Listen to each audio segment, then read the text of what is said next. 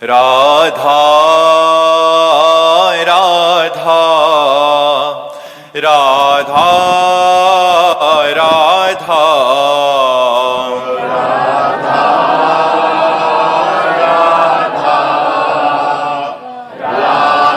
राधा राधा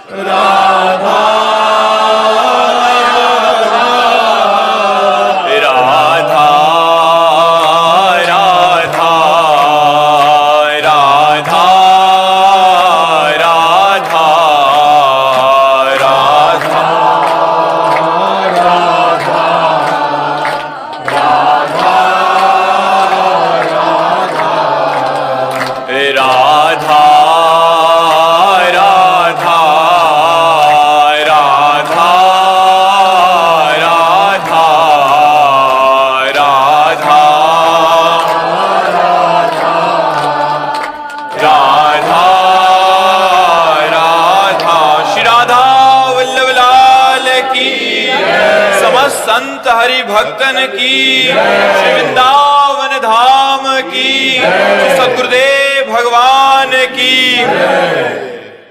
दयानिधि जी, राधे राधे महाराज जी। महाराज जी, मैं पिछले कुछ वर्षों से ओवर थिंकिंग से बहुत परेशान हूँ। काफी जगह दिखाया तो कुछ ये बाहरी बातें दिखाने की नहीं है। अंतःकरण को यदि आनंदमय करना है तो भगवान का सतत नाम जब चिंतन करना है। व्यर्थ चिंतन से ही हमारी दुर्गति होती है। व्यर्थ चिंतन ही हमें नकारात्मक सोच में ले जाता है, वही हमें डिप्रेशन में पहुंचाता है। भगवान का इतना मंगलमय नाम है, हमें व्यर्थ चिंतन क्यों करना? जो कर्तव्य कर्म है उन कर्मों को करो, और मधुरमय भगवान राम कृष्ण हरि जो नाम प्रिय लगे राधा, वो बार बार नाम जप करो। गंदे आचरण छोड़ो, कोई व्यसन मत करो, अभी आनंद में जीवन हो जाएगा। अब मुर्गा मुर्गी खाएं, शराब पिएं, पराई माता बहनों से व्यभिचार करें, गंदा चिंतन करें तो दुर्गति नहीं होगी और क्या होगा? डॉक्टर इसे ठीक कर पाएंगे क्या? तब लगी कुशल न जीव कहूं, सपने हूं मन विश्राम, जब लग भजत न राम को शोक धाम तज काम। जब तक भगवान का भजन नहीं होगा तब तक शांति प्राप्त नहीं हो सकती। लाख उपाय कर लो, चाहे जितने अरबपति बन जाओ, जलोगे, कामनाएं तुम्हें जलाएंगी। जब तक संतोष नहीं होगा तब तक शांति नहीं, और बिना भजन के, भगवान के आश्रय के संतोष प्राप्त नहीं होता। इसलिए नाम जप करो, हमारी बात मान जाओ।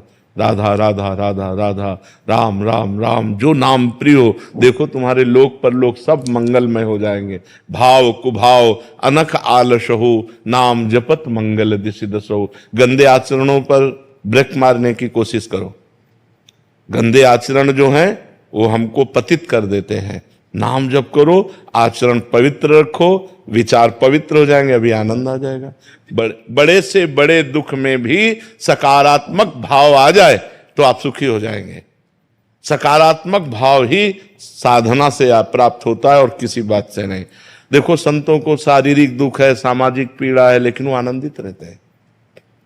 देखो शरीर स्वस्थ है, सब है, लेकिन मन डिप्रेशन में पहुंच रहा है। खास बात मन की है, शूट कर लिया, नाना प्रकार से अपने शरीर को साइड में पहुंचा दिया, मार दिया अपने को। क्यों? मन खराब हो गया, मन असंतुष्ट है, मन निगेटिव पहुंच रहा है। तो अभी दुराचार से बचो, दुर्व्यसन से बचो, नाम जप करो, फिर देखो आनंद आता है कि नहीं। आप बिल्कुल 10 दिशाएं आनंदमय हो जाएंगी, 10 दिशाएं आनंदमय हो जाएंगी। तो आप विचार करो, बताइए आप।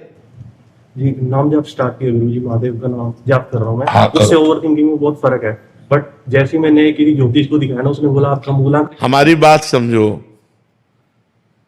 वशिष्ठ जी जैसे महापुरुष संसार में अद्वितीय हैं। वो भरत जी से कह रहे, सुनो भरत भावी प्रबल, बिलख कहो मुनिनाथ, हान लाभ जीवन मरण जस अपजस विद्यात। इसे भगवान को छोड़ो, ये कभी हाथ में नहीं विचरवाना चाहिए। वो ऐसे ही हम परेशान है, आगे और बता दिए समस्या, हमारी और दिमाग की स्थिति खराब हो गई। आप ये बोल दीजिए आप मेरे साथ हैं, बस एक बार आप। हम तुम्हारे साथ हैं, हम तुम्हारे अंदर बैठे, तुम चिंता न करो, नाम जप करो नाम जप करो। हाँ कार्तिकेय जी, राधे राधे महाराज जी।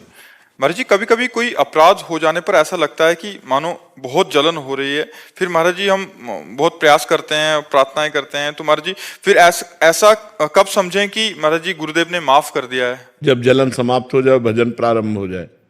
महाराज जी, आपसे सुना था कि अगर हमारा कोई अपराध होता है तो पहले क्योंकि हम शरणागत हैं तो हम स्वर्ग जाते हैं, मतलब भोग, मतलब उस भोग। नहीं, वो अलग चीज है, तुम इसे अपराध से क्यों जोड़ रहे हो? वो भ्रष्ट योगी की बात है, जो भगवान के लिए प्रयास किया और किसी वासना के वशीभूत हो करके वो भगवत प्राप्ति नहीं कर पाया, तो अब वो नष्ट भ्रष्ट नहीं होगा, क्योंकि उसने साधना की है, उसने भगवान का भजन किया है, तो वो स्वर्ग लोक जाएगा, पुण्य लोकों में। और जिस भोग की लालसा से वो भ्रष्ट हुआ है, उस भोग की बहुतायत उसको होगी, फिर पुण्यवान श्रीवान कुलवानों के यहाँ जन्म होगा, और फिर उसे भक्ति का, जो जहां से उसकी भक्ति रुकी थी, उसका प्रादुर्भाव होगा, और वो भजन करके उस शरीर पूरा करते करते भगवत प्राप्ति कर लेगा। पर महाराज जी, हमें स्वर्ग नहीं जाना, मैं आपके। नहीं तो अभी इतना भजन कहाँ के स्वर्ग लायक पहुंच आपकी बल से लगता है कि शायद पहुंच जाए, लेकिन हाँ नहीं, श्री जी का नाम जप करो और कोई गंदा आचरण मत करो। अंदर की जो वासनाएं, दुर्वासनाएं मम सदा परिकर्षयन्ति, उनको काटते रहो। मुझे नहीं चाहिए, मुझे जैसे आपने कहा मुझे स्वर्ग नहीं चाहिए, ऐसे नियम लो, मुझे परिस्त्री नहीं चाहिए, मुझे कोई गंदा भोजन नहीं चाहिए, मुझे कोई गंदी आदत नहीं चाहिए, कोई गंदा व्यसन नहीं चाहिए, ऐसी निष्ठा से चलो, इसी जन्म में भगवत प्राप्ति हो जाएगी। क्योंकि ये मनुष्य जन्म भगवत प्राप्ति के लिए पूर्ण है, इसमें किसी की अब सहयोग या कृपा की जरूरत नहीं। बस हम निरंतर नाम जप करें, सब ठीक हो जाएगा, सब ठीक हो जाएगा। हम ये खोल के आपसे कहते हैं, कलयुग में केवल नाम से सिद्धि होगी, केवल नाम से, केवल नाम से, कलयुग में केवल नाम से भगवत प्राप्ति होगी। आस्तंभ पर्यंतम सर्वम मायामयम जगत, सत्यम सत्यम पुनः सत्यम, हरिर नामयु केवलम, कलौ नास्तेव नास्तेव नास्तेव गति अन्यथा, कोई अन्यथा गति नहीं, केवल भगवान नाम। कलयुग केवल नाम आधारा, सुमिर सुमिर नर उतरहि पार। खूब नाम जप करो। काजल जी अमृतसर से, राधे राधे महाराज जी। महाराज जी, आपने एक सत्संग में कहा था कि जैसे हम कोई चाहना करें वो हमें मिल जाए, ये ठीक नहीं है, परंतु गुरुदेव मैं जो भी बात प्रभु से मांगती हूँ बहुत जल्दी मिल जाती है। महाराज जी इससे, हाँ, इससे क्या है कि हमारी वासना पुष्ट होती रहेगी, उपासना क्षीण हो जाएगी। जो हम चाहें वो पूर्ण हो तो चाहे बढ़ेंगे, और हमारी उपासना है जा ही न चाहे कबहु कछु, तुम सन सहज सने बसहु निरंतर तासुर शो राउर निज गे। हमें चाह मिटानी है, चाह बढ़ानी नहीं है। इसलिए प्रभु से प्रार्थना करें, मैं जो चाहूं वो कभी पूर्ण ना हो। हे नाथ, आप जो चाहो वो पूर्ण हो, मेरी चाह आपकी चाह में बदल जाए। अगर मेरी चाह वस्तु व्यक्ति स्थान की है और वो पूर्ति हुई तो चाह पे चाह बढ़ती चली जाएगी और आप छूट जाएंगे। हे नाथ, मैं चाहूं स्वर्ग तो मुझे नरक भेज दो, मैं चाहूं सुख तो मुझे दुख दे दो। नाथ, आपकी चाह पूर्ण हो, मेरी चाह अपूर्ण हो। ये भक्ति का सूत्र है। महाराज जी तो बहुत कठिन लगता है, 100 में से 99 तो फिर भगवत प्राप्ति कोई आप ऐसे हलवा पूरी समझे हो क्या? भगवत प्राप्ति कोई खिलवाड़ थोड़ी है। अपनी कामनाओं की पूर्ति की चाह करता रहो, भगवत प्राप्ति हो जाए, ऐसा नहीं है। ऐसा तो कहीं नहीं लिखा गया। सकल कामना हीन जे राम भगति रसलीन, जो समस्त कामनाओं के त्यागी हैं वही भगवान की भक्ति में डूबे हुए हैं, और जो ब्रह्मभूत है वो भी कामना रहित है। ब्रह्मभूता प्रसन्नात्मा न शोचति न कांक्षति समा सर्वेषु भूतेषु मद भक्तिम लभते पराम। तो इसलिए कामना तो किसी तरह पूर्ण होना ठीक नहीं है। अगर पूर्ण भी हो रही है तो उस पर प्रसन्न मत हो, उस पर राजी मत हो। भगवान से प्रार्थना करो, नाथ आपकी दया से पूर्ण हो गई, अब कोई कामना न रह जाए, हमारी सारी कामनाएं नष्ट हो जाए, एक ही कामना रह जाए कि आप मिल जाओ तो सब मिल गया। जिनके मिलने के बाद कुछ मिलना बाकी नहीं रहता, जिनके जानने के बाद कुछ जानना बाकी नहीं रहता, वो एक श्री भगवान है। और यहाँ जो कुछ मिलेगा सब कामनाएं बढ़ा देंगे, कभी तृप्ति होने वाली नहीं है। दीपक जी, महाराज जी, हम मन कर्म वचन और शरीर से बहुत पाप किया हूं। हम मानते हैं कि दुनिया का सबसे बड़ा पापी मैं ही हूं महाराज जी, अब मेरा उद्धार कैसे होगा महाराज जी? हाँ, नाम संकीर्तनम यस्य सर्व पाप प्रणाशनम प्रणामो दुख शमनम तम नमामि हरिम परम। भगवान को दंडवत करो, 108 दंडवत रोज नियम से भगवान की करो, शरीर स्वस्थ है, और खूब नाम कीर्तन करो, नाम जप करो। आप क्या दूसरों को पवित्र करने वाले बन जाएंगे, आप स्वयं पवित्र हो जाएंगे। सतरति सतरति सलोकाम तारयति मम भक्ति युक्तो भुवनम पुनाद। अरे डरो मत, आज से पाप का नियम लो कि मैं पाप नहीं करूंगा, अब लो नसानी अमना न सही हो, और डट के नाम कीर्तन, भगवान को दंडवत नाम जप, भगवान की लीला कथा सुन, सब का भस्म हो जाएगा। उसी कारण से हमको लगता है शंकर भगवान छोड़ दिए। भगवान नहीं छोड़ते, भगवान नहीं छोड़ते। अब राम नाम में बहुत है, खूब नाम जप करो, खूब। भगवान का स्वभाव समझ लो, वो कभी किसी को छोड़ते नहीं, उनका स्वभाव नहीं हमारे भगवान का। विमुख भये निमिषो न अकृपा जब चितये तब वैसे, ऐसा करुणा में स्वभाव है। विमुख भये निमिषो न अकृपा जब चितये तब वैसे, परम करुणा में भगवान है। पर उनकी करुणा की तो पूछो मत, हमारी मलिनता है जो उनकी करुणा की तरफ नहीं देख पा रही है। खूब नाम कीर्तन करो, नाम जप करो, इसी से पवित्र हो जाओगे। यात्रा कर रहे हैं तो हम साधु संत का संग किए हैं, और वहाँ कभी कभी भोजन भी किए, नहीं कुछ रहने कारण नहीं दे पाए। कोई बात नहीं, कोई बात नहीं। वहाँ की चरण और वहाँ दोना पत्तल जो पड़े हैं उनको फेंक दो, पोछा लगा दो, झाड़ू लगा दो। संत के आश्रम में यदि प्रसाद पावे तो अर्थव्यवस्था कुछ कर दे, अगर अर्थव्यवस्था नहीं तो शरीर से सेवा करे, पूरे आश्रम में झाड़ू लगा दे, पूरी से कुछ ऐसी सेवा कर दे, वहाँ की नाली साफ कर दे, कुछ ऐसा कर दे तो वो ठीक रहता है। संतों के यहाँ अगर हम भिक्षा ग्रहण करें, भोजन ग्रहण करें, तो हमें 2 प्रकार से, या तन से या धन से हमें सेवा करनी चाहिए। ऐसे खा के मुंह पोछ के नहीं चल देना चाहिए, नहीं सुकृत नष्ट हो जाएंगे। साधु महात्मा का अन्न ऐसे नहीं होता, वो बहुत दान पुण्य का होता है, और वो सब भगवत स्वरूप होता है। तो वहाँ सेवा करनी जरूरी, नहीं तो बुद्धि भ्रष्ट हो जाएगी। जो संतों के आश्रम में रहते सेवा नहीं करते, उनकी बुद्धि भ्रष्ट हो जाती है। सेवा अत्यंत अनिवार्य है, चाहे जैसी सेवा मिले, भले वो नाली साफ करने की हो, भले वो कोई सेवा हो। हम तो कहते धन्य है वो जो संतों के यहाँ की नाली बाथरूम साफ करते हैं, धन्य है उनका जीवन, परम पवित्र हो जाएंगे। और संतों के प्रति भाव तो बन जाए केवल कि हम उनके सेवक हैं, फिर खाओ पियो, कोई परेशानी नहीं है। और यदि ऐसा भाव ना बने तो फिर धन देना चाहिए। 100 का पावे तो 200 रुपया ठाकुर जी के चरणों में रख के चलावे, तब तो बात बन जाएगी। दीपक जी, जबलपुर से। श्री हरिवंश महाराज जी, आप बोलते हैं कि किसी व्यक्ति, वस्तु, स्थान और ना ही भजन का भी बल रखना है, सिर्फ श्री जी का बल रखना है। लेकिन मेरे से भजन का बल ना चाहते हुए भी मेरे अहम में आ जाता है महाराज जी। कितना भजन करते, किसका है, कितना भजन करते? अभी भजन सही हो नहीं रहा। जब भजन होगा तो रोना आएगा कि मेरे से भजन नहीं होता। रात दिन भजन करने पर भी आज तक हमको गुरु कृपा से भरपेट भजन करने को नहीं मिला। ऐसा लगता है कि यार अभी वो भजन नहीं हुआ जो होना चाहिए, जो हर समय एकदम रो रो कर प्रभु के, कहाँ भजन। तो अभिमान अगर भजन का आ रहा है तो अभी भजन सही नहीं हो रहा, कहीं त्रुटि हो रही, कहीं कोई पाप कर्म हो रहा है। अगर नहीं होगा तो हृदय द्रवित होने लगेगा, हृदय में ऐसा लगेगा इतने बड़े बड़े भजनानंदी संत भगवान को प्राप्त हुए, मैं नीच अधम पामर कैसे भगवान को रिझाऊंगा। तो रोना आएगा, क्या हम तुच्छा परम अधमा प्राण हो गर्ह कर्मा, कहाँ मैं तुच्छ नीच अपराध करने वाला, कहाँ परम पवित्र भगवान, कितना भजन मेरे से होता है। ऐसे चला जाता है। अगर भजन का अभिमान करोगे तो गिर जाओगे, पतित हो जाओगे, माया भ्रष्ट कर देगी। भजन का अभिमान, अभी कोई भजन हो रहा है नहीं, अभिमान आया इसका मतलब अभी भजन नहीं हो रहा। भजन का मतलब दैन्यता। त्रणादपि सुनीचेन तरोरयु सहिष्णुना अमानिना अमान देन कीर्तनीया सदा हरि।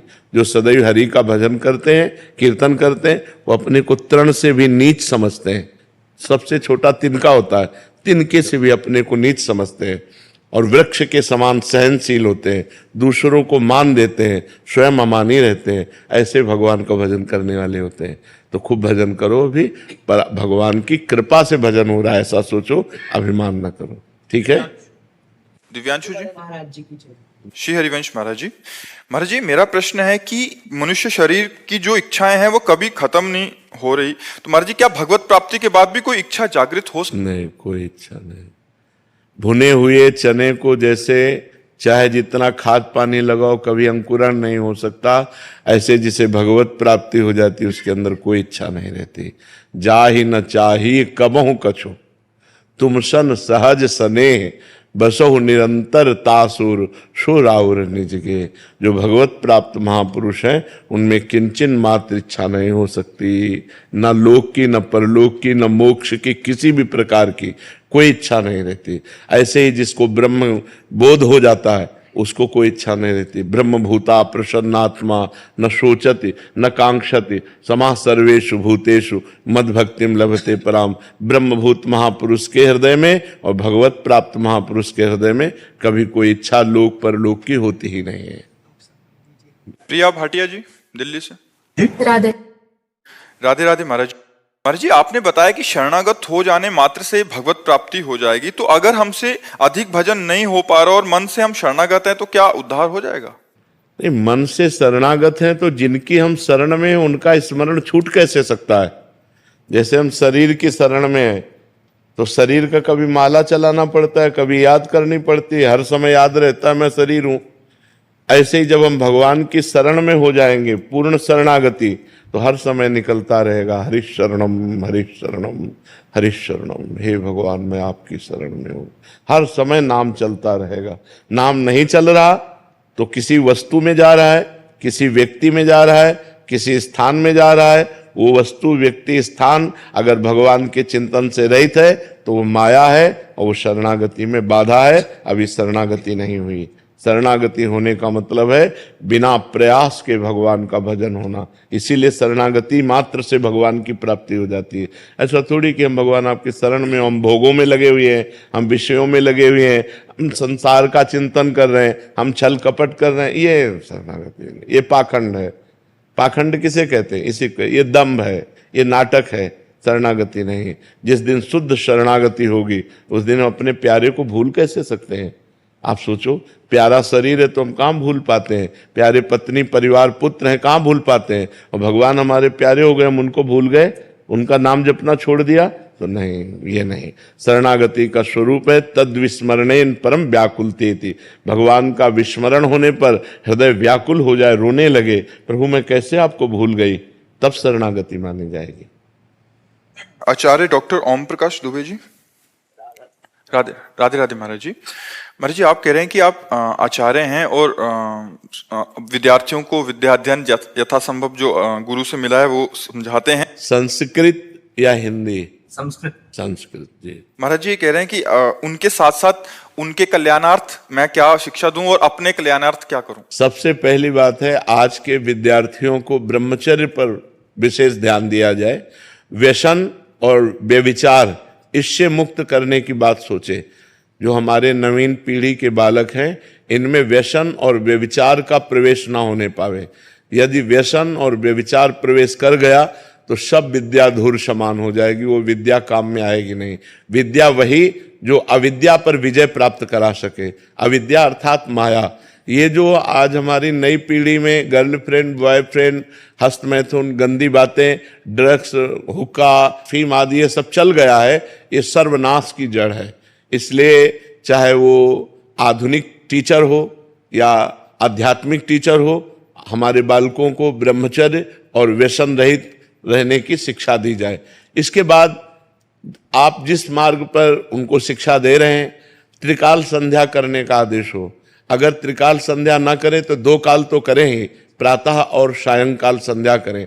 थोड़ा व्यायाम करें और शास्त्रों का स्वाध्याय करें, विनम्र रहें, गुरुजनों के चरणों के अधीनता स्वीकार करें, तब उनका जीवन मंगलमय होगा। और आप विद्यार्थियों को भगवत स्वरूप मानकर पवित्र आचरण के द्वारा उनको शिक्षा दीजिए और भगवान का नाम स्मरण करते हुए शास्त्रों के स्वाध्याय से जो हमें ज्ञान प्राप्त हो उसको समझें कि हम शरीर नहीं हैं, हम आत्मस्वरूप हैं, हम ब्रह्मस्वरूप हैं। ब्रह्मविद ब्रह्म ही भवति, जो ब्रह्म को जान जाता है वो ब्रह्ममय हो जाता है। तो इस शरीर धारण करने का परम लक्ष्य है मोक्ष प्राप्ति। यदि मोक्ष न प्राप्त हुआ, साधन धाम मोक्ष कर द्वारा, पाई न जे परलोक सम्हारा, सो परत्र दुख पावई, सिर धुनि धुनि पछताए, काले कर्म ईश्वर मिथ्या दोष लगाए। विद्या वही जो अविद्या का नाश करके परब्रह्म परमात्मा की प्राप्ति करा दे। तो विद्यार्थियों को ऐसे शिक्षा दीजिए और स्वयं ब्रह्म चिंतन में रहिए, भगवत चिंतन में रहिए। पुष्कर जी, इंग्लैंड से। राधे राधे महाराज जी। महाराज जी, कहा जाता है कि परमात्मा, गुरु और आत्मा एक ही हैं, लेकिन फिर भी भीतर एक भेद का अनुभव क्यों होता है? और इस समझ अज्ञान के कारण, अज्ञान के कारण। अज्ञान नष्ट हो जाए तो भेद नहीं होगा। जैसे सब में पंचभूत एक ही हैं, लेकिन हम भेद मानते हैं ना, आप अलग हम अलग, स्त्री अलग पुरुष अलग, पशु अलग, और सब जीवों के जितने शरीर बने वो सब पंचभूतों से बने और सब में आत्म तत्व एक है। भेद केवल अज्ञान के कारण है। और ये भजन से अज्ञान का जब नाश हो जाता है तो सर्वम खलमिदम ब्रह्म ने नास्ति किंचन, सर्व जगह एक ही परमात्मा विराजमान है, उसके सिवा किंचन मात्र कुछ नहीं है। ये भजन से पता चलेगा। अब हम करें गंदे गंदे आचरण, अपवित्र आहार करें, अपवित्र चरित्र रखें, अपवित्र विचार रखें, तो हम ये परम पवित्र ब्रह्म विचार को कैसे धारण कर सकते हैं कि सब एक है? वो परमात्मा एक है, वही बहुत रूपों में, को हम बहुत श्यामा, वही एक परमात्मा अपने को बहुत रूपों में प्रकट किए हुए। ये हम तब जान सकते हैं जब हम साधना के द्वारा अपने हृदय को निर्मल करें, मन बुद्धि को निर्मल करें, तब हम ये अनुभव कर पाएंगे। रमेश शर्मा जी, नोएडा से। राधे राधे गुरु जी। राधे राधे महाराज जी। महाराज जी, कृपया मुझे अपनी चरण शरण स्वीकार करें। महाराज जी, शरणागति में मुख्य भाव भक्ति होना चाहिए, समर्पण? समर्पण, मुख्य भाव समर्पण है। तनुवांग मनोभिरमलई सोहम तविवाश्रिता, शरीर मन वाणी और स्वयं में निर्मल भाव से आपकी शरण में हो। ये समर्पण योग ही भक्ति को प्रकाशित कर देता है, समर्पण। अब भक्ति तो बहुत लोग कर रहे हैं, ध्यान दीजिए। ठाकुर जी की सेवा, आरती, पूजा पाठ, दान, पुण्य, जो भक्ति के बाहरी लक्षण वो कर रहे हैं, लेकिन अपने को भगवान का मानकर नहीं, भगवान से कुछ लेने की इच्छा, भगवान से, भगवान हमारा एक काम हो जाए, भगवान ये हो जाए, भगवान वो हो जाए। हम श्री भगवान के हैं, ऐसा भाव नहीं। हम श्री भगवान के हैं, ये सब कुछ श्री भगवान का है। नाथ सकल संपदा तुम्हारी, मैं सेवक समेत सुत नारी। पूर्ण समर्पण, तब भक्ति योग जागृत हो जाता है। नहीं तो फिर ये सब करते हुए भी देखे गए हैं कि उनमें स्थिति नहीं है। ठाकुर जी की सेवा कर रहे हैं, सब कर रहे हैं, लेकिन स्थिति नहीं। स्थिति है धन में, स्थिति है व्यसन में, स्थिति है मान प्रतिष्ठा में, ठाकुर जी में नहीं। ठाकुर जी में स्थिति होना ये भक्ति का लक्षण है। वो कब होता है? जब समर्पण होता है। समर्पण कब होता है? जब हम भगवान की नवधा भक्ति करते हैं। श्रवणम कीर्तनम स्मरणम विष्णुपाद सेवनम अर्चनम वंदनम दास्यम सख्य आत्म निवेदनम। आत्मनिवेदन का मतलब समर्पण। जब ये नवधा भक्ति होती तब प्रेम लक्षणा भक्ति का जागरण, और जहां प्रेम लक्षणा भक्ति का जागरण हुआ तो भगवान का साक्षात्कार हो जाता है। आशीष राजेंद्र, राधे राधे। नासिक से। राधे राधे महाराज जी। महाराज जी, तो सच्ची भक्ति क्या है? केवल नाम जप करना सच्ची भक्ति? हाँ, शुरू करो, शुरू करो, इसी से सब हो जाएगा। सारे सद्गुण इसी से आ जाएंगे। नाम जप है अंक और सारे साधन है शून्य। अंक के बिना शून्य रखो, कोई महत्व है? और एक अंक रख दिया, एक बना दिया, अब शून्य रखा तो 10, फिर शून्य रख दिया तो 10 गुना 100, फिर शून्य रख दिया तो और बढ़ गया। शून्य रखते चले जाओ तो उसका महत्व बन गया। एक हटा लो और 10 शून्य रख लो, क्या महत्व रखे? अगर नाम जप नहीं चल रहा और साधन चल रहे तो शून्य के समान है। और नाम जप अंक है, अंक है तो सब है, अंक नहीं है तो कुछ नहीं है। ये बात समझना पड़ेगा। साफ साधन है शून्य, जितने भी साधन है वो शून्य है, और भगवान का नाम है अंक। देखो, उल्टा नाम जपत जग जाना, वाल्मीकि भय ब्रह्म समाना। ब्रह्मर्षि हो गए, सारे सद्गुण आ गए और भगवान के लीला चरित्र की रचना कर दी, जो हमारे सनातन धर्म का मुख्य इतिहास है, वाल्मीकि रामायण। तो हमें विश्वास करना चाहिए कि नाम से सब कुछ प्राप्त हो जाता है। निरंतर यदि नाम चल रहा है तो सब ठीक हो जाएगा। राजीव सेठी जी लुधियाना से। राधे राधे महाराज जी। महाराज जी, मैं 2.5 वर्ष से YouTube के माध्यम से आपका अनुसरण कर रहा हूँ। गुरु जी, यद्यपि मैं दीक्षित नहीं हूँ, लेकिन आपके वचनों को अपनी दीक्षा ही मानता हूँ। 84 जी का पाठ करता हूँ, नित्य वाणी जी का पाठ करता हूँ। बिल्कुल सही माने में शिष्य वही है जो गुरु की आज्ञा का पालन करे। अगर दीक्षा लिए हुए है और आज्ञा का पालन नहीं करता तो शिष्य नहीं है। दीक्षा नहीं लिए है लेकिन आज्ञा का पालन करता है, वो शिष्य है, वो प्राण प्रिय शिष्य है जो आज्ञा का पालन करे। गुरु आज्ञा तज करे जे बान, यह अधर्म यह सबहान, कान नरस कन में रहे, गुरु गोविंद न भेद कराए, संतत सकल सुनो चितलाए, श्री हरिवंश प्रताप जस। जो गुरु सेवा का भाव रखता है और गुरु आज्ञा पर तत्पर है वही शिष्य है। वो चाहे कंठी बंधवाए हो चाहे ना बंधवाए हो, कंठी बंधवाए है और मनमानी आचरण करता है तो नरक जाएगा, नरक जाएगा, उसको कोई परम पद थोड़ी मिल जाएगा। तो यही शिष्यता है कि किसी संत महापुरुष के वचनों का हम अक्षरशः पालन करें श्रद्धा विश्वास के साथ, तो हम शिष्य ही है। महाराज जी, आप कह रहे हैं कि कभी कभी ऐसा होता है कि बाहर जाना पड़ता है, तो महाराज जी वहां घर में तो भोग लगा लेते हैं महाराज जी। जैसे अभी कनाडा जाना होता है कभी, हाँ, तो वहां तो बाहर क्या है, पवित्र भोजन जहां तक मिल सके पवित्रता का भाव रख करके भोजन, और अपने सामने जब आवे तो ध्यान पूर्वक भगवान को अर्पित करो। 2-4 बार भगवान का नाम स्मरण करके जय बोलो और इसके बाद पालो उसको, वो भगवान को अर्पित ही माना। कभी कभी ऐसी जगह होता है कि जहां मतलब हम तो पवित्रता के साथ पाना चाहते हैं, तो मांस मदिरा या ऐसा सेवन उसी रसोई में बना हो महाराज जी, कभी ये तो इसका तो हम निषेध करते हैं कि जिस रसोई में मांस बना हो उस रसोई में बना हुआ रोटी दाल भी मांस के समान ही अपवित्र माना जाता है। हम उसको मान्यता नहीं देते। वो भोजन तामसिक हुआ, हम तामसिक नहीं, घोर राक्षसी। हाँ, वो नहीं, वो आपको रोटी दाल खीर पूड़ी बना के दे रहा है, लेकिन वो पात्र, वो रसोई अपवित्र है जिसमें मांस रांधा गया, उस रसोई का भोजन नहीं पाना चाहिए। भले फल फूल खा करके उपवास करके जैसे बने तैसे काम चलाओ, लेकिन ऐसा भोजन नहीं पाना चाहिए। ऐसे भी होटल तो होते होंगे जिनमें मांस नहीं बनता है, बहुत सारे होते हैं ना। तो अपने ऐसे होटलों से संपर्क करे जो मांस नहीं बनाते हैं, उनसे रोटी दाल ले ले, भले अपवित्र मिले लेकिन राक्षसी तो नहीं होगा। राक्षसी तो वो तो राक्षसी भोजन हो गया, उसको तो नहीं पाना चाहिए। अंजन कपूर जी हिमाचल से। राधा बल्लभ श्री रमेश। राधे राधे महाराज जी। महाराज जी, मेरी ये जानने की जिज्ञासा है कि शरणागत का शरीर पूरा होने के पश्चात हमें गुरु कृपा से जो सहचरी देह मिलता है, महाराज जी निकुंज में हमसे पहले असंख्य सहचरियां श्री जी की प्यारी जी की सेवा में उपस्थित हैं। महाराज जी, ऐसे में इतनी सारी स्त्रियों का महाराज जी कैसे व्यवस्था होती है? केवल प्रिया प्रीतम और आप होंगे, ये खेल है वहां का, कि सीधे केवल प्रिया प्रीतम और आप, बीच में कोई नहीं। असंख्य सहचरियां भी हैं तो आपका ऐसे प्रिया प्रीतम से प्यार है कि जैसे आप और प्रिया प्रीतम, बस दूसरा कोई नजर नहीं आएगा।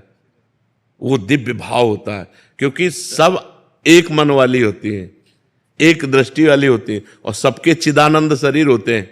तो पार्थिव शरीर में भेद है कि जैसे हम यहाँ बैठे हैं तो बहुत पीछे वाला नहीं देख सकता, वहां ऐसा नहीं है। बहुत पीछे वाला सीधे देख रहा है प्रिया प्रीतम को। और आपको पान की बीड़ी प्रसादी मिली तो सबको मिल गई, क्योंकि सबका मन एक है, सबका प्राण एक है, बिल्कुल भेद नहीं, तो एक अभेद दृष्टि। अब वो वहां के भाव का वाणी से कैसे वर्णन कर। हाँ, ऐसा थोड़ी होगा कि हमारा सालों में नंबर आया नहीं, वह 8 पैर हम प्रिया प्रीतम के संग रहते हैं, 8 पैर संग रहते हैं, ऐसा भेद नहीं हुआ। त्रपितन मानत नयन कुंजरंध्र अवलोकितन, यह सुख कहत बनैन, यह जो कृपा हरिवंश की। केवल आप और प्रिया प्रीतम, दूसरी भावना ही मत करो। आप में ही गुरु समाहित हो गए, आप गुरु में समाहित हो गए, आप ही और प्रिया प्रीतम। बिल्कुल 8 पैर दुलार उनका प्राप्त होता है, 8 पैर सानिध्य प्राप्त होता है। ऐसा थोड़ी कि 6 महीना 7 साल भर के बाद नंबर आवे कि एक बार दंडवत करने को मिला, ऐसा नहीं। नित्य निरंतर हर लीला में प्रवेश। लीला प्रवेश का मतलब होता है हर लीला में प्रवेश। बात यह है कि हम सब हित सजनी की परिकर हैं, तो हित सजनी का परिकर सब हित स्वरूप है, तो सब नित्य निरंतर प्रिया प्रीतम के समीप रहते हैं। चिदानंद में और पार्थिव में अंतर है ना, कि अगर हम आपसे बात कर रहे हैं तो हम उधर नहीं देख पा रहे हैं, लेकिन चिदानंद में है कि आपसे बात कर रहे हैं और उनकी तरफ भी देख रहे हैं, उनको लग रहा है मेरे से बात कर रहे हैं। बिल्कुल ऐसा ही सुख प्राप्त हो रहा है। जैसा हम आपको दुलार करेंगे, आपको ऐसे करेंगे तो सबको प्राप्त हो जाएगा। आपको माला पहना दी तो सबको माला सुख प्राप्त हो जाएगा। नहीं तो ऐसा कैसे कि एक को पान बीड़ी मिल रही है और सब ललचा रही है ऐसा नहीं है, ऐसा नहीं। चिदानंद है ना, बहुत दिव्य है, वहां सब दिव्य है। ये अपने मनुष्य देह से अकल ही नहीं लड़ा सकते, क्योंकि मनुष्य देह में जितना है वो सब प्राकृतिक माया में, वो सब चिदानंद में। इसलिए हमको नाम वाणी का आश्रय लेते रहना है, और जब हम पहुंचेंगे तो केवल हम और प्रिया प्रीतम होंगे, केवल हम और प्रिया प्रीतम, वहां दूसरी दृष्टि ही नहीं है। सोनल जी कृष्णा नगर से। राधे राधे महाराज जी। महाराज जी आपके सत्संग सुन रहे हैं और नाम जप करने का प्रयास कर। महाराज जी मेरे अंदर कोई गुण नहीं है, बहुत अपराध हुए हैं, भीतर से अहंकार नहीं जा रहा महाराज जी, थोड़ी सी दैन्यता आने पर। अब देखो, आप ही कह रहे हो मेरे में कोई गुण नहीं है, मेरे से बड़े अपराध हुए तो दैन्यता आनी चाहिए, अहंकार भी किस बात का। आप में कोई गुण हो तो अहंकार करो। आप खुद पहले कह रहे मेरे में तो गुण नहीं है और मेरे में दोष है, अपराध हुए, तो आपको तो दैन्य होना चाहिए, अहंकार किस बात का होना चाहिए। का भी अहंकार आ जाता है कि मैं दैन्य हूं। नाम जप करो, खूब नाम जप करो, इसी से अंतःकरण पवित्र होगा तो निराभिमानी हो जाएगा। नाम जप बहुत बड़ी चीज है, खूब नाम जप करो। राधे राधे महाराज जी। महाराज जी मैं 2022 में अपनी बुरी आचरणों की वजह से अपने दिमागी स्तर का कंट्रोल ही खो बैठी थी। फिर महाराज जी अभी कह रहे हैं कि इन्होंने अभी डॉक्टर को दिखाया, उन्होंने बोला है कि नाम जप और ध्यान केंद्रित करो जिससे माइंड वो हो आगे। कैसा बढ़िया डॉक्टर, हम तो दंडवत करते हैं डॉक्टर को जिसने नाम जप बताया। कह रहे पर अभी आज्ञा चक्र पे ध्यान कैसे करें, मतलब आपको इसी चक्कर में मत फंसो। राधा या राम या कृष्ण, जो नाम प्रिय हो उसी का ध्यान करो, इसी से सब हो जाएगा। चक्कर वक्कर में मत फंसो, अभी चक्कर से निकलना है। बिल्कुल सब चक्र खुल जाएंगे जिस समय हम नाम का ध्यान करते हैं ना। ये सब चिदानंदमय है। हमारी बात मान लो, दिमाग में लिखो राधा, बस उसी में मन एकाग्र कर दो, राधा राधा राधा। देखो आपको कैसा आनंद मिलता है, कैसे मन एकाग्र होता है, कैसे सुख मिलता है। जो हम कहें उसको मान करके और चल के फिर देखो आपको आनंद मिलता है कि नहीं। पूरी बोधी चली गई थी, तो डॉक्टर के कहने के अनुसार ना ये कुछ नहीं होता, माया का पर्दा पड़ता है। रजोगुण तमोगुण सतोगुण है, तो तमोगुण का जो लक्षण है वो मूढ़ता है, प्रमाद है, आलस्य है, वो अंधकार है, तो उसमें लगता है जैसे बुद्धि खो गई। सतोगुण प्रकाश में है, रजोगुण थोड़ा सा ढका हुआ है। जैसे सतोगुणी पुरुष के अंदर जो कामना होती है, जो अन्य वासनाएं होती, वो ऐसी होती जैसे दर्पण में मैल, ऐसे करो साफ एकदम। रजोगुण के अंदर जो कामनाएं होती हैं वो ऐसी होती हैं जैसे धुआं, काफी फूंको आग में तो धुआं खत्म, आग प्रज्वलित हो गई। और तमोगुण में होते जैसे गर्भस्थ शिशु जेर में ढका हुआ, ऐसे उसका ज्ञान होता है। तो हमारी जो बुद्धि है वो तमोगुण में जब चली जाती है तो मूढ़ता छा जाती है, बोले बुद्धि लीन हो, बुद्धि काम नहीं कर रही है। और जब हम भजन करते हैं सतोगुण आता है तो बुद्धि प्रवीण हो जाती है। कोई ऐसी दवा नहीं है कि तुम्हारी बुद्धि बढ़ा दे, नहीं है तो सबके सब बुद्धिमाने हो जाते ना भजन के द्वारा। बहुत अच्छा डॉक्टर है, प्रणाम करने योग्य डॉक्टर है, जिसने आपको भगवान के नाम जपने की प्रेरणा की। धन्य है कि एक आधुनिक डॉक्टर होते हुए भी वो एक आध्यात्मिक औषधि आपको दे रहा है। जासु नाम भव भेषज हरन घोर त्रयशूल, जो तीनों तापों का नाश करने वाला भगवान का नाम है, वो आपको जपना चाहिए, इसी से आनंद की प्राप्ति होगी। रेणु गौर जी।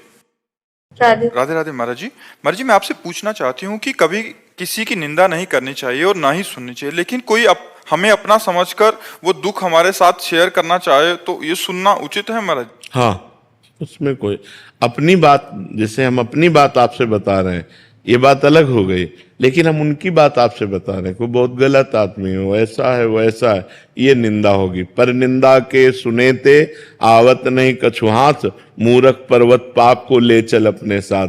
पर दोष दर्शन, पर दोष कथन, परदोष चिंतन ये अंतःकरण को बहुत जल्दी मलिन कर देता है। इसलिए हम अपनी बात आपसे बता रहे हैं, आप मित्रवत सुन रहे हैं, वो बात अलग है, लेकिन हम दूसरे की बात आपसे कह रहे हैं, वो निंदा हो गई, वो चुगली हो गई, वो नहीं सुनना चाहिए। आराधना शर्मा जी। महाराज जी राधे राधे। महाराज जी, जिन्होंने हमारे साथ कुछ बुरा किया हो, कोई कर ही नहीं सकता, हमारा कर्म ही हमें बुरे परिस्थिति में डालता है। को न काहू के सुख दुख कर दाता, निज कृत कर्म भोग सुन भ्राता। जब हमारा कर्म दंड देगा तो वो किसी व्यक्ति के दिमाग में बैठेगा, कोई घटना बनेगा, कोई परिस्थिति बनेगा, तभी तो हमें दुख देगा। तो कोई व्यक्ति हमें दुख नहीं देता, हमारा कर्म उसकी बुद्धि में बैठकर हमको दंड दिलाता है। इसलिए हम किसी को बुरा ना कहें। बुरा जो देखन मैं चला, बुरा न मिलिया कोय, जो दिल खोजूं आपनो, तो हमसे बुरा न करो। तो हमारे द्वारा जो बुरे आचरण हुए हैं वही किसी व्यक्ति वस्तु स्थान में घटना बन करके हमें दुख देते हैं। सिद्धांत की बात है, जो आध्यात्मिक सिद्धांत की, मनमानी तो कुछ भी बोलो, आध्यात्मिक सिद्धांत की बात यह है कि अवश्य में वो भोक्तव्यम कृतम कर्म शुभाशुभम, जो हमसे शुभ और अशुभ कर्म हुए वो हमें भोगने पड़ेंगे। यदि हमारे को दुख नहीं भोगना लिखा है तो तुम लाख उपाय कर लो, हमें दुख नहीं पहुंचेगा, और हमें सुख नहीं लिखा है तो हम लाख उपाय कर ले, हमें सुख नहीं मिलेगा, क्योंकि हमारे कर्म हमको दुख और सुख का भुगतान करवाते हैं। और जो विवेकवान भजन के द्वारा उन शुभ अशुभ को विध्वंस कर दे, वो आगे चलकर महासुख को प्राप्त होता है। इसीलिए अध्यात्म से जुड़ो, नाम जप करो, शराब मत पियो, पराई बहन बेटी या पराई पुरुष की तरफ गंदी दृष्टि मत रखो, मांस मत खाओ, आनंदमय जीवन हो जाएगा। मनमानी आचरण करोगे तो फिर कौन किसको दुख देता है? अपना कर्म ही अपने को दुख देता है। संकल्प जी पटना से। राधे राधे महाराज जी। महाराज जी, आपकी काफी वीडियो यूट्यूब पर देखता रहता हूँ। मेरे को जब भी कोई तकलीफ होती है यूट्यूब पर जाकर अपनी समस्या डालता हूँ और बाय आपका नाम लिख देता हूँ, फिर उसका मेरे को समाधान मिल जाता तो बहुत रिलैक्स फील होता है।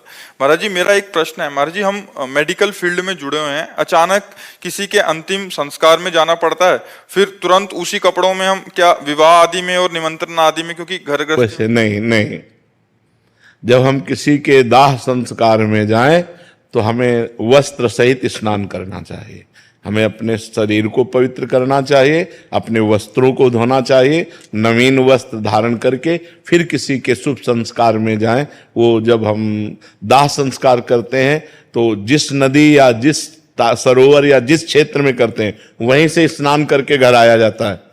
हमारे यहाँ की पद्धति थी कि सचल स्नान करके जिस स्थिति में गए उसी स्थिति में स्नान करके भींगे हुए कपड़ों से घर आते थे, घर सूखे हुए कपड़ों से नहीं आते थे। यदि हमारे पास वस्त्र हैं तो हमको पवित्र वस्त्र धारण करके शुभ कार्यों में जाना चाहिए, ना कि शव यात्रा वालों को। शव यात्रा करने से हमारा शरीर और ये वस्त्र आदि अपवित्र हो जाते हैं, इनको पवित्र करना चाहिए। सूतक घर में पड़ गया हो, जैसे कोई खत्म हो गया, तो उसमें मंत्र जो गुरु दीक्षा लिए तो उनका क्या? हाँ, नहीं जपना चाहिए, मंत्र अंदर से जपना जो अपना गुरु आज्ञा। हाँ, बिल्कुल नहीं, उसके लिए जप के लिए नहीं मना है। अंतरात्मा से जप नहीं करोगे, मर गए तो वो तो मर ही गया, तुम भी व्यर्थ में मर गए, और भगवान का स्मरण चल रहा है, मर गए तो परम पद प्राप्त होगा। जैसे महाराज जी, जैसे कि आप कहते हैं ना कि सिर्फ अपने आराध्य का 2 बार नाम ले लो, मतलब नाम ले लो उसी से। हमने 2 बार वाली बात तो कभी कही नहीं, हम तो निरंतर वाली बात करते हैं। 2 बार वाले से हमारी बात नहीं बनेगी।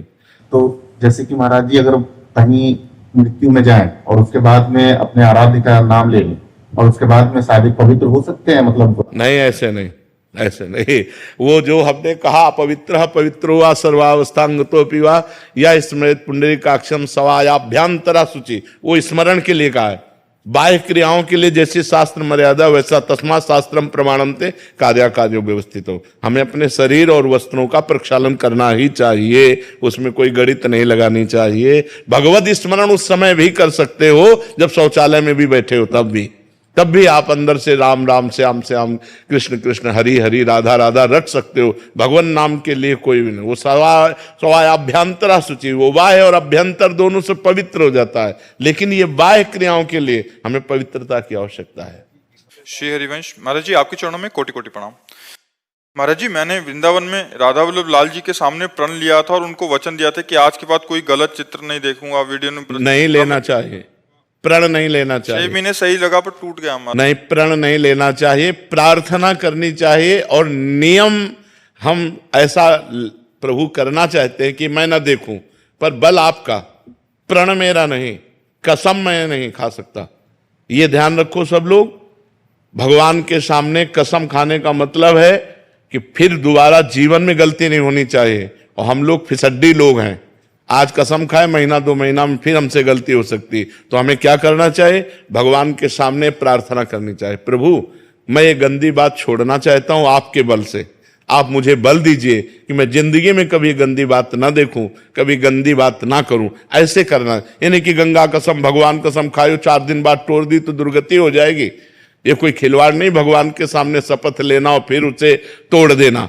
तो इसलिए अभी बच्चे हो, भगवान के सामने पुनः जाकर प्रार्थना करो कि मैं अपने प्रण को नहीं निर्वाह कर पाया, अब प्रभु मैं आपसे बल चाहता हूं कि आप मुझे वो बल दें जिससे मैं गलत आचरणों से बच सकूं। ऐसा विनय करो, प्रार्थना करो।